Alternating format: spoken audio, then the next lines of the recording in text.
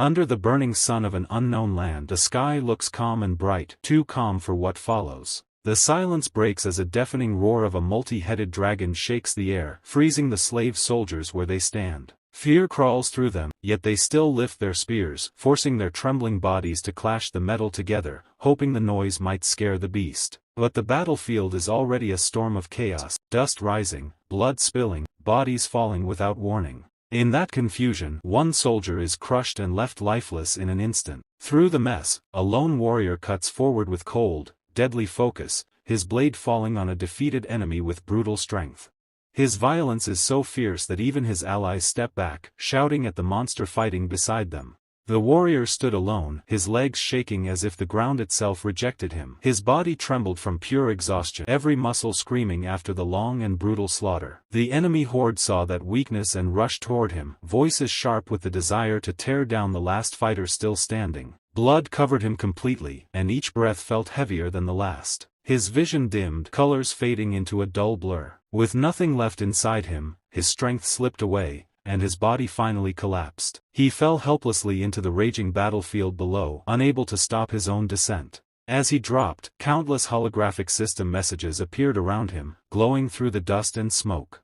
They announced the awakening of long-hidden traits he never knew he possessed. Power surged through him like fire, dragging him back from the edge of death. When he hit the ground, the impact sent shockwaves through the enemy ranks, and his body moved with a frightening new force. A raw, primal scream tore out of him as he released one final burst of energy, fighting desperately to survive for even one more moment. Then the battlefield shattered like a fading dream, and the world around him dissolved. When his senses returned, he was no warrior, just Kim, sitting alone in the dim light of a cluttered modern room. The messy space smelled of old snacks and forgotten days. The screen in front of him flashed a harsh game over message, ending another life inside the digital world he knew too well. Kim leaned back and let his head fall against the chair, laughing bitterly at how his name promised wisdom he never felt. His real life had shrunk to this cramped room, a place where the glow of the monitor replaced sunlight. For 5 long years he had given everything to one purpose, ignoring the world outside. He called himself a legend, but only within a game that barely existed anymore. Pangea, once famous, once filled with hopeful players, had promised a wish to whoever cleared it. Instead, it crushed nearly everyone with its cruel difficulty. Now the servers felt empty. They had fought bosses built to be impossible monsters, creatures that crushed every strategy with instant, merciless death. Even worse was the lore that turned players against unbeatable NPCs, leaving no room for error. One mistake meant complete character deletion. In Pangea, death was final, no second chances, no recovery, just hours of progress erased in a single, painful moment. Much like the cigarettes stacked in his overflowing ashtray, the community around the game had burned out long ago. It felt as if the game itself refused to let anyone reach the ending, as if some unseen force pushed every player away. Yet he stayed. He remembered the fall of his latest character, one covered in rare items, now gone forever. 5 years of effort pressed down on him, filling him with a dull sense of loss. Then something on the screen shifted, breaking his long, heavy silence with a sudden alert. A shocking message appeared, revealing that his character's death had produced an enormous amount of soul points. He froze, staring at the number, barely believing it. This reward overshadowed every point he had gathered from deleting countless characters before. The game's harsh system always broke a hero down into currency for the next life, and these points were the heart of progress. They allowed players to buy talents and build strength from the very beginning. He thought about a former warrior who once died with the title of Master of Swordsmanship, a reward that now felt small compared to what he had received. With 1.6 million points, the limits he had always struggled against simply vanished. He could push every stat to its highest value. Normally, he would choose safe magic talents to avoid early risks. But this time, something inside him snapped free. Ignoring caution, he pressed the random button, handing his future over to chance. Accepting that he will never beat the game, he decides to create one final masterpiece, one last character to enjoy before he walks away for good. With a steady push of his thumb, he confirms the choice. He doesn't know that this small click will pull him toward a fate he could never imagine. His thoughts drift instead to a memory he has tried to bury, a quiet coffee shop, and the moment his real-world heart cracked open. He remembers the confusion in his chest as the woman he loved began breaking their relationship apart with calm, cold logic. Each word she spoke cut deeper than any digital defeat, exposing his lack of ambition and his life stuck in place. The weight of adulthood, expectations, and the idea of marriage pressed against him from her disappointed stare. He had no argument, no excuse strong enough to defend the truth she laid bare. She compared him to others who had moved forward, and every comparison made him feel smaller, weaker, more pathetic. Her disappointment hung between them, heavy and undeniable. It felt like a spotlight shining on the fact that he was the only one left behind. Shame crawled through him, forcing his eyes down as everything inside him slowly collapsed. With one final tired sigh, she ended their 5 years together and walked away without looking back.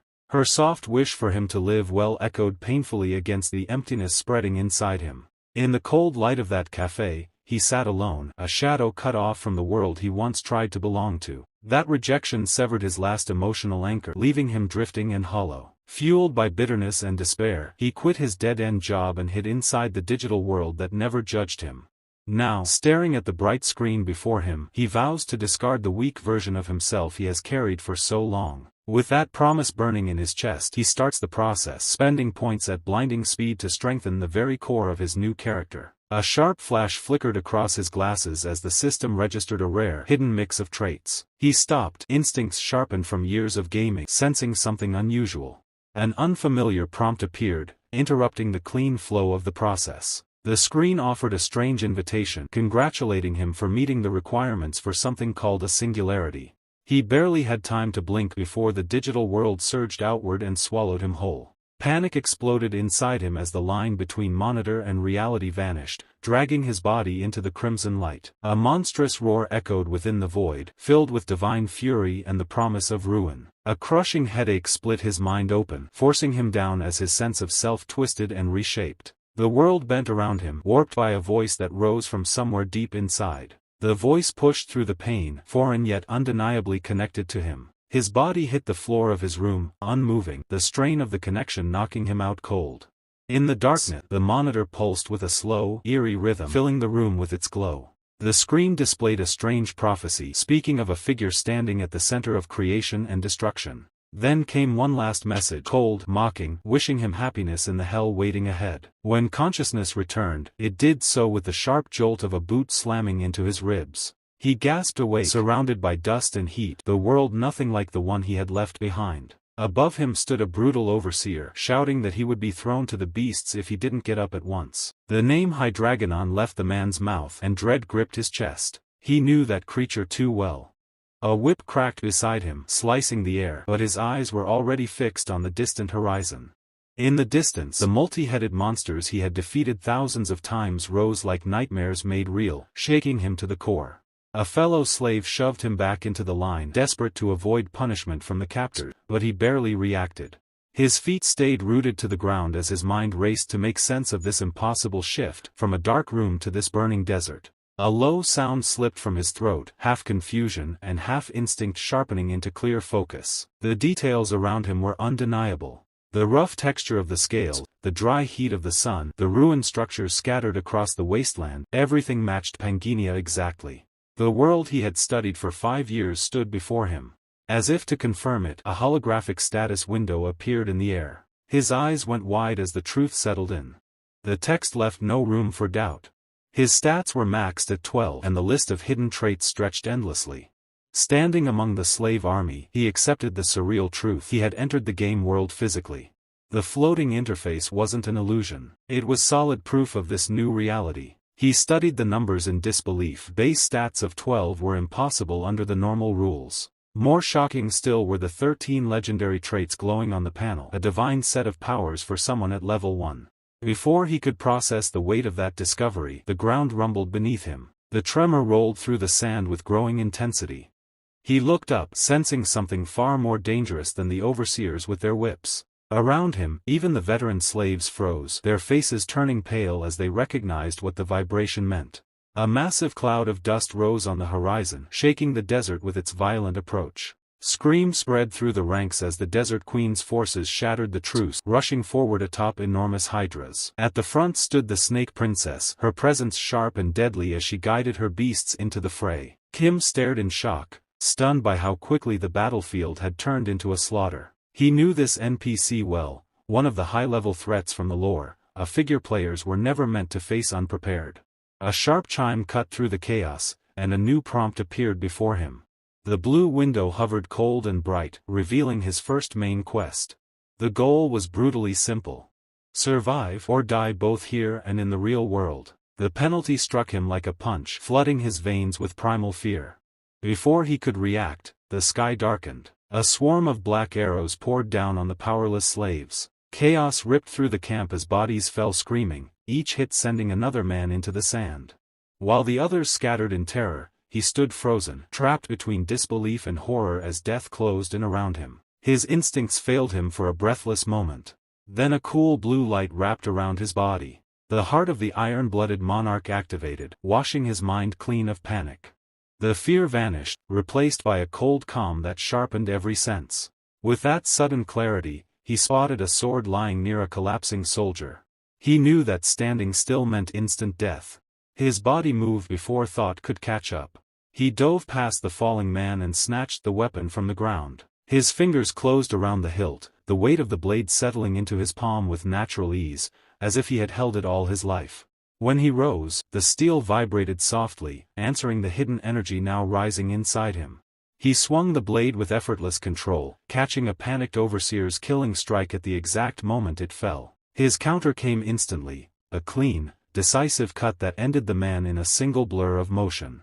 Blood scattered across the sand, but he felt no fear, only a cold, focused precision settling into his limb. Dropping into a steady stance, his eyes burned with a faint blue glow from the power rising within him. A system chime rang out, confirming that Weapon Master had fully awakened and was now guiding every movement. Kim was no longer just a gamer.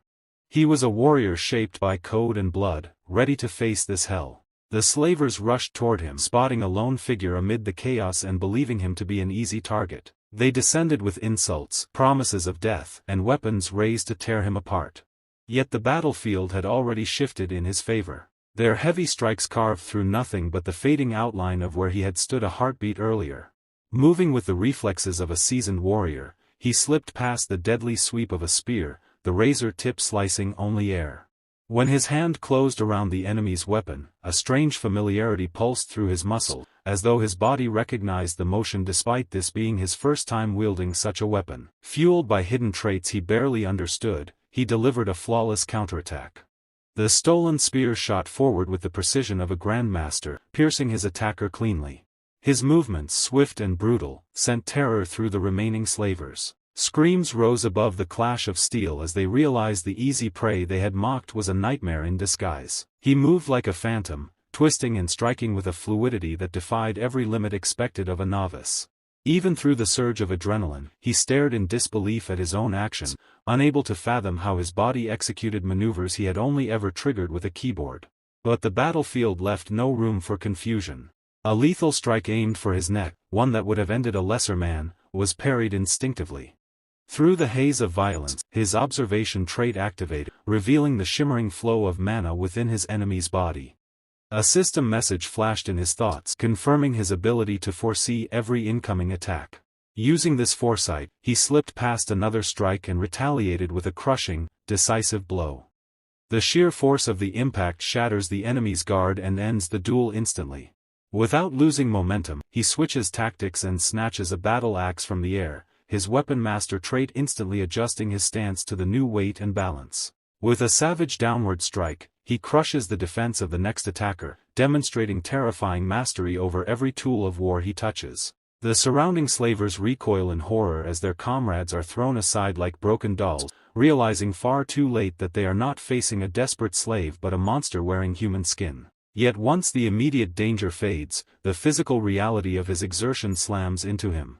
His breath comes in ragged bursts, sweat dripping down his face as adrenaline gives way to overwhelming fatigue. His body, still that of an ordinary man, trembles from being pushed beyond its limits. The remaining slavers hesitate, fear etched deeply across their faces as they watch a single man hold the line against an entire squad. At that moment, a blue holographic window materializes before his eyes, informing him that his weapon proficiency is skyrocketing at an unnatural rate thanks to his masterful hands. He stares at the glowing text in disbelief, realizing his skill has already reached level 6, a milestone that normally takes players weeks of grinding to achieve. Glancing at his shaking hand, he understands the grim truth. His skills may be legendary, but his stamina is failing fast. Despair creeps in as he surveys the battlefield and sees the distant shapes of hundreds more enemies still approaching. The math is brutally clear. Survival is nearly impossible. Far from the dusty chaos, the scene shifts sharply to the ominous red glow of a distant throne room, where dark figures watch in silent anticipation. The Desert Queen reclines upon her towering throne, her voice dripping with venomous disappointment as she addresses the disastrous failure of her latest expedition. Her glowing crimson eye narrows at the sight of the trembling figure kneeling before her. Isabella, the Snake Princess, keeps her head bowed so low her forehead nearly touches the floor. She cannot bear the Queen's gaze or the suffocating shame pressing down on her.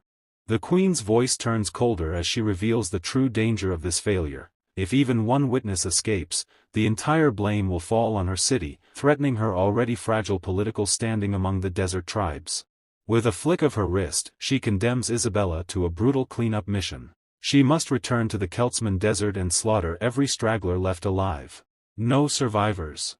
No evidence. No excuses. As Isabella rises to leave, the Queen offers a sliver of poisoned mercy, a promise that, if the mission succeeds, the curse binding Isabella's soul will finally be lifted. The words hit her like a blow. Humiliation mixes with resentment, and the faintest spark of hope.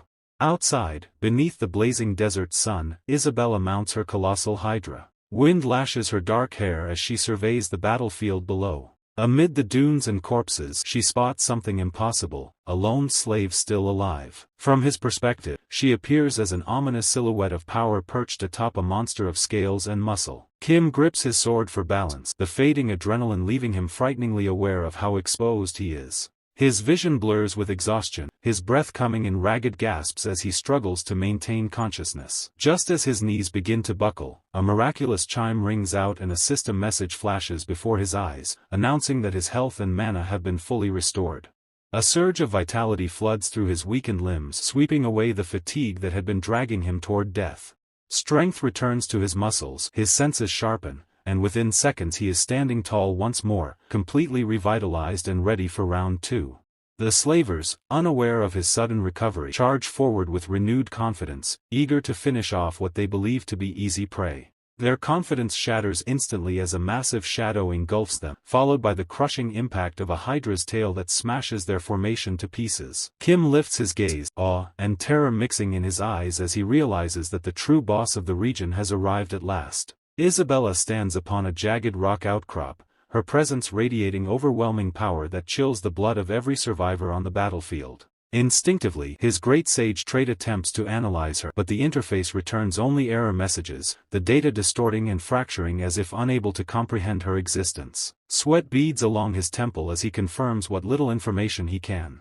She is level 8, a number that spells unavoidable doom for any beginner. In the lore of Pangenia, levels are not linear but exponential, and anyone above level 7 is considered a catastrophic threat. Level 8 beings are apex predators, equivalent to guild masters and raid-ending bosses that require full parties to even challenge. Standing alone against one is not a battle, it is a death sentence. Yet the glitching status window reveals something crucial. She is plagued by a curse tied directly to the Desert Queen. His eyes widen as his gamer brain connects the dots, realizing that this obscure lore detail might be his only lifeline in this impossible confrontation. Isabella stares down at him with chilling indifference, acknowledging his earlier display of ability but dismissing it entirely as irrelevant before the absolute authority of her mission. A suffocating wave of killing intent erupts from her body, darkening the air and manifesting as a spectral snake looming behind her like a divine executioner. He barely has time to register the threat before she disappears from her position, moving with a speed that completely escapes his vision. In a single heartbeat, she closes the distance, her blade already unsheathed and positioned to sever his head from his shoulders. The strike comes instantly, a blur of motion carrying the weight and precision of certain death. Yet, in that fraction of a second, instead of panicking or defending, a confident smirk spreads across Kim's face, as if he has seen this moment before. He does not block her attack with steel, but with words, shouting a question that freezes her blade mere inches from his skin. The shock of her abruptly halted strike sends a violent gust whipping through his hair, while the razor-sharp edge of her weapon hovers lightly against his throat. Isabella freezes in place, her eyes widening in disbelief, her flawless composure shattering under the weight of the forbidden knowledge he has just spoken aloud. The air trembles with tension as she stares into his eyes, the murderous intent draining away, replaced by a fragile mixture of shock and wavering curiosity. He calmly recites the hidden lore of her character, claiming to be a starbearer capable of reading destinies written in ancient constellations. With unwavering conviction, he offers her the one thing she desires more than anything, a path to break the queen's curse. The mention of lifting the curse hits her like a physical blow, her pupils dilating as hope wars with suspicion. Slowly, her stance relaxes and she lowers her weapon, proving that his desperate gamble has succeeded. Internally, he reveals the truth. The Star Bearer is a specific NPC class required to transcend the game's level cap. The lore dictates that to remove the queen's curse, she must obtain the blessing of stars from such a character. He studies Isabella carefully, noticing the faint tremble in her shoulders as she battles the overwhelming need for liberation. In that moment, he knows he has won. Her desperation to escape the queen's suffocating control leaves her vulnerable to his carefully crafted lie. Watching her stand there, torn between hope and caution, he feels a strange blend of pride and pity welling within him. After all, he is the one who designed her character. Isabella was always meant to be a tragic figure in the game, a protagonist created with the intention of journeying across the world to witness the true ending. Yet she was abandoned, forced to remain in this unforgiving desert because he began his run in a different region. She became a bird trapped in a cage of narrative limitation, doomed by the very design choices he once praised himself for. Now, seeing her suffering firsthand, the weight of that decision settles on him like a shadow he can no longer ignore. Breaking the tense silence, Isabella asks for his name, her tone softening as she begins to regard him as a potential savior rather than doomed prey. Adapting quickly, he assumes the persona of Randolph, a name that suits the enigmatic identity he has crafted for the situation. Isabella turns away, her crimson cape fluttering dramatically as she announces that his execution is postponed, granting him temporary safety. But before fully departing, she casts a chilling glare over her shoulder, warning that should his promise be a deception, she will tear him apart in a manner far worse than death. Her threat is vivid, deeply sincere, and leaves no room for doubt. She commands her troops to treat him as an honored guest, instantly elevating his status from slave to VIP. A blue system message appears, confirming the completion of Main Quest 1, Survival. A flood of notifications fills his vision as the constellations of fortune and battle grant him rewards for enduring what should have been a guaranteed death.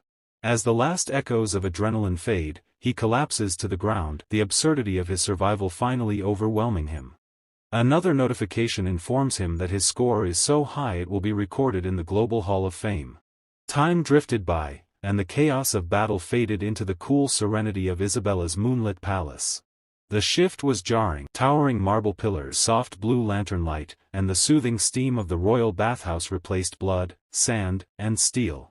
Kim sank into the luxurious bath, muscles relaxing as he pulled up his loot window. The legendary sword of Makela glimmered at the top of the list, followed by something even rarer, the soul of the High Dragon. He stared in disbelief. This drop had appeared only once in the entire history of the game. And then there was the final item, a fractured piece of a golden scale. Its description was brief and unsettling, allows limited synchronization between reality and Pangea. He couldn't begin to understand it. Before he could think further, the bathhouse doors slid open with a burst of warm air. 3 lightly dressed maids entered, smiling sweetly as they bowed.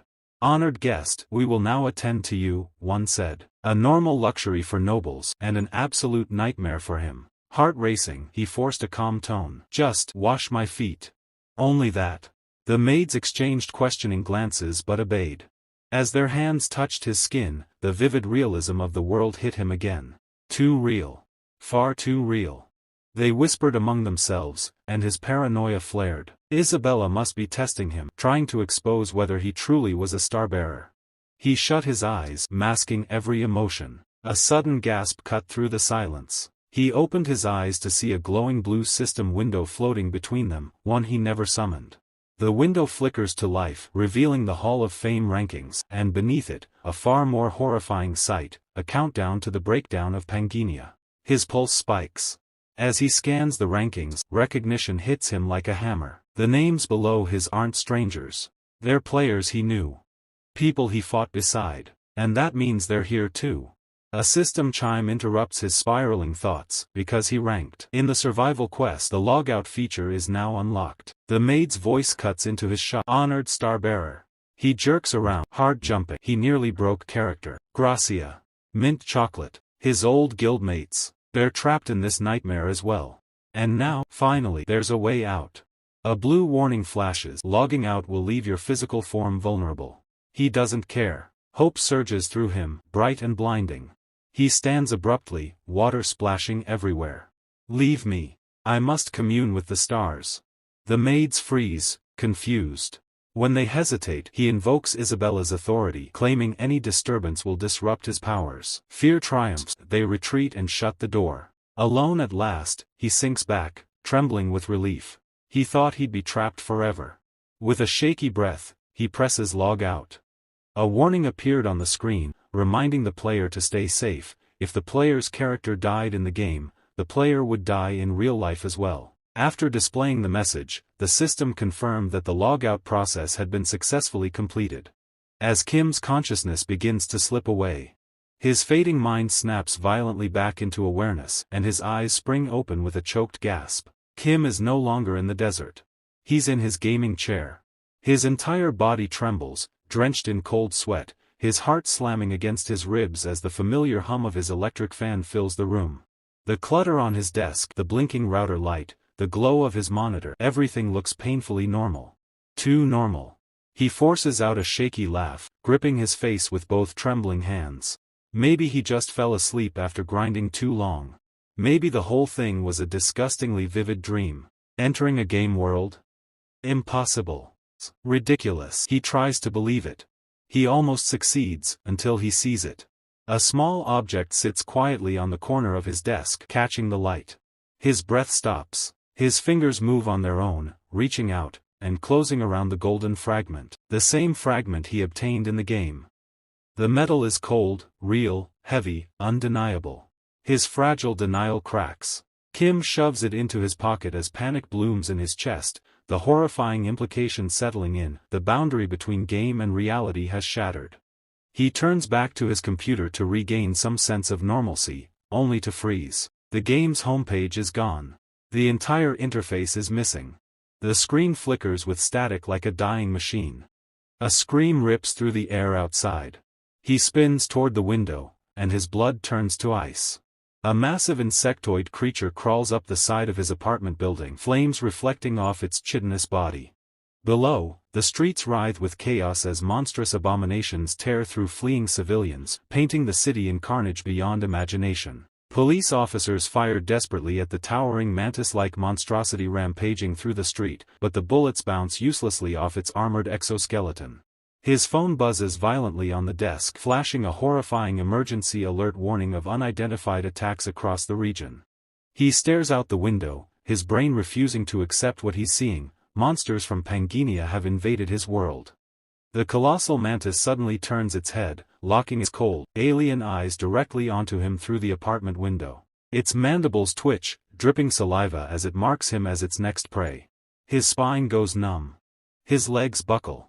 He collapses onto the floor, breath shallow, glasses slipping down his nose. The system's earlier warning echoes through his mind. The boundary between reality and Pangea is collapsing.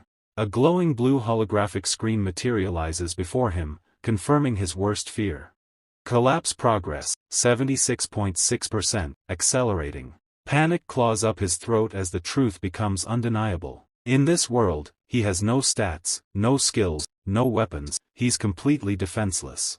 His gaze snaps to the golden fragment lying on the floor, the lone piece of impossible proof that the game's logic may still apply here.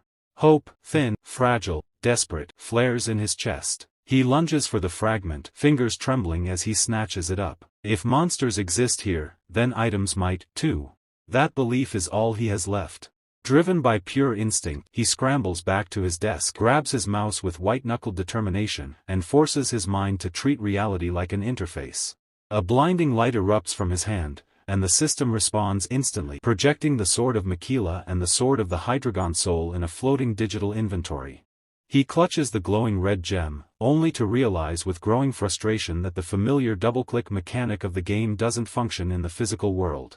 The interface flickers before him as he stares helplessly, unsure how to manually activate an item's power without the usual controls. A new system window materializes, explaining that the broken piece of the golden rule enables reality, Pangenia synchronization, but he must trigger it himself. Gritting his teeth, he focuses all his will into the fragment. A brilliant column of golden light engulfs him, shaking the room as his physical body merges with his in-game character, Randolph. Strength, mana, and honed instincts surge through him as flesh and code blend into one. Meanwhile, chaos consumes the city streets. Smoke thickens the air, flames devour overturned vehicles, and bodies lie scattered across the fractured pavement. A mother sprints desperately through the inferno, clutching her young daughter as monstrous screeches echo around them. The child cries for her father, but the mother, trembling and breathless, assures her he will find them if they keep moving. Above them, a huge chunk of concrete breaks free from a collapsing building, casting a deadly shadow. It slams down with brutal force, sending the girl tumbling across shattered debris. The mother is pinned beneath the rubble, blood streaming down her face. She musters a final scream for her daughter to run and survive. A young woman in business attire rushes forward, fear etched across her features as she throws herself toward the stranded child. But the mother already knows it is too late for her. Even as fear tightens her voice, she begs the stranger to take her child and run, sacrificing her final moments so her daughter can live. The stranger grabs the sobbing child, pulling her back just as a monstrous shadow rises over the trapped woman. A giant flower-like creature opens its fleshy petals, revealing a terrible maw that lowers toward her with horrifying speed. The stranger shields the child's eyes, unable to witness the grim fate awaiting the woman who saved them. Then a sharp whistle cuts the air. A burst of blue light flashes through the dust, followed instantly by the heavy sound of something massive tearing apart. A huge sword slices cleanly through the monster's body, splitting the towering creature in a single, overwhelming strike. Green blood erupts in a violent spray as a figure lands amid the carnage with an impact that shakes the ground. The young woman stares in disbelief, clutching the child tight, heart racing as she realizes they are still alive. Relief mixes with shock, leaving her breathless. Standing tall within the drifting smoke is a man wearing modern clothes yet holding a sword large enough to cleave a monster in half. His expression is calm, almost cold, as he turns slightly toward them. Before she can speak, the earth trembles again. A massive serpentine head bursts from the remaining smoke, its single red eye glowing with predatory hunger. The woman screams a warning, but the warrior is already moving. His blade arcs upward in a flawless motion, releasing a surge of red energy that collides with attack burning glow. The creature recoils, its blood splattering across the pavement as the civilian watches the impossible battle unfold. But the danger is far from over. Massive scaled necks rise from the smoke, revealing the beast to be a multi-headed hydra. The warrior stands firmly on its back, telling the civilians to stay still while he handles the monster. The woman looks up, fear fading into awe as she witnesses strength beyond anything human. The little girl reaches out toward the figure, seeing a savior where moments ago there had only been despair. Across the city, similar scenes erupt. Ordinary people are helpless as their world transforms into a living dungeon. The woman watches with bated breath, realizing that everything she once knew has changed forever in a single afternoon. The warrior clashes with the hydra, his blade flashing like a streak of lightning as he carves through the monster with surgical precision. Narration explains that this phenomenon is global. From the deserts near the pyramids to the streets of Paris, monsters have appeared, tearing apart human civilization with terrifying speed.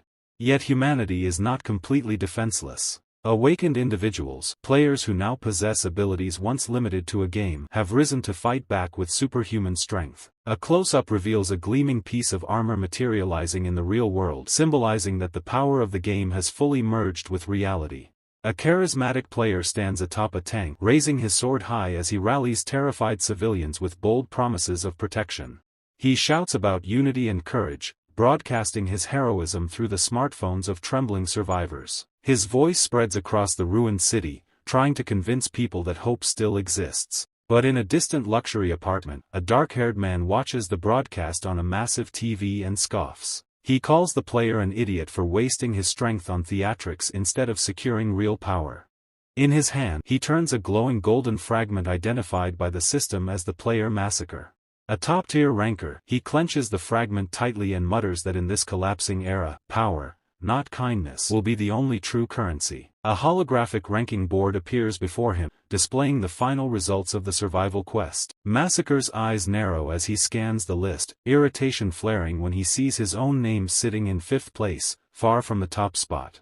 At the very top is Randolph, holding a staggering 220 points, a score so unreal that even a seasoned veteran like Massacre is momentarily stunned. Meanwhile, deep within the Game Reborn world, Kim sits calmly in a meditative pose, analyzing the situation around him. He deduces that when a player's strongest character dies, the player is forcibly summoned here, explaining the sudden arrival of powerful individuals across the globe. The system adds that while their appearance and gear are reset, their hidden talents and mastered abilities remain intact. Back in the real world, the bathhouse, Kim quietly rubs his chin, piecing together clues from his long history within Pangenia. He realizes that the monsters appearing in reality are mirrored by players appearing in the game world. As he sinks deeper into the warm water, the patterns begin to align in his mind. The interference he once believed were glitches now reveal themselves as deliberate actions. He recalls the Demon Realm expedition, the brutal endgame quest he nearly conquered with his previous character. A memory flashes of his loyal knight kneeling in despair, surrounded by countless swords, an image burned into his mind as a symbol of his past failure. He remembers vividly how his hired NPC mercenaries started acting strangely, making reckless choices and sabotaging the mission in crucial moments. Now he finally understands. Those weren't bugs. They were other summoned players, each pursuing their own agendas beneath the surface. He grits his teeth, realizing the betrayal he suffered was almost certainly orchestrated by players like Massacre. Rising from the bath, water cascades down his tense muscles as determination sharpens his resolve. If he was targeted back then, his new ranking makes him an even greater threat, and an even more valuable target. Walking through the lavish halls of Isabella's palace, he feels the weight of the collapsing boundary. There is no safety left, not in this world or the real one. The only way forward is strength, absolute, overwhelming strength that no rival player can touch. He enters the grand throne room, where the snake princess Isabella sits draped across her towering seat, her eyes gleaming with serpentine interest. She leans forward and asks if he has come to fulfill his promise. Without hesitation, he meets her gaze and answers confidently, ready to begin the next stage of his ascent. However, before he can proceed, she lifts a hand, saying she has one condition for his request. Isabella freezes in disbelief as he cuts her off mid-sentence, boldly presenting his own demands before she can negotiate. He states that he wants to enter the sanctuary, a request so outrageous that even she momentarily loses composure. He calmly explains his reasoning. If the first quest was survival, then the second is the acquisition of a class, and he intends to claim the highest one possible. A system window materializes before him, confirming his objective: main quest, obtain a class, with the sanctuary marked as the critical path to his evolution.